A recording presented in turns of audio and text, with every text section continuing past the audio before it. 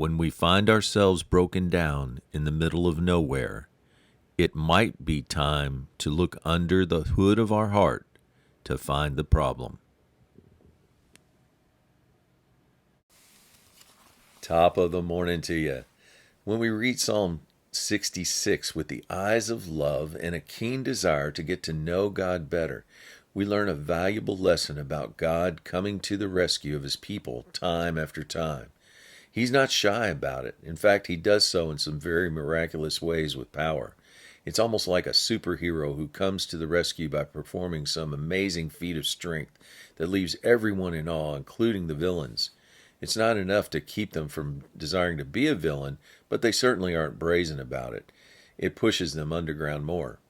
This emboldens his people to loudly proclaim in verse 3, "How awesome and fearfully glorious are your works, God!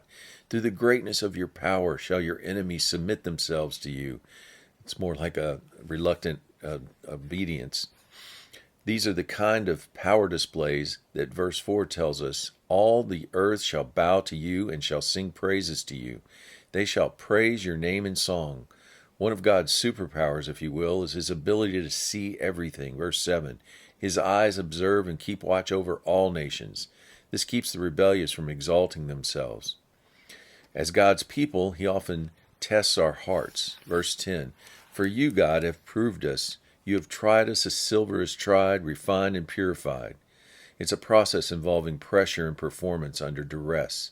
Once tested, we get God's seal of approval with all the benefits that entails, for which we become extremely grateful to the point we can't stop talking about it. All this testing and trying and purifying reveals what is truly in our hearts. And that matters because in verse 18, "If I regard iniquity or sin in my heart, the Lord will not hear me." If God doesn't hear us, he doesn't hear our prayers. In this instance, though, the psalmist looks at all the answered prayers around him and says, "Certainly, God has heard me. He has given heed to the voice of my prayer."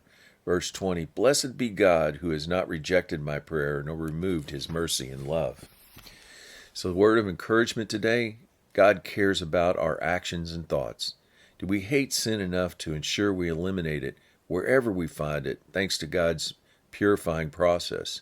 So if we think our prayers are not being heard because we aren't seeing answers, let's take a look inside and make sure we aren't entertaining sin in our thought life. If so, then repent. It's better we do this self-examination often than have it revealed in the times of testing. Have a great day.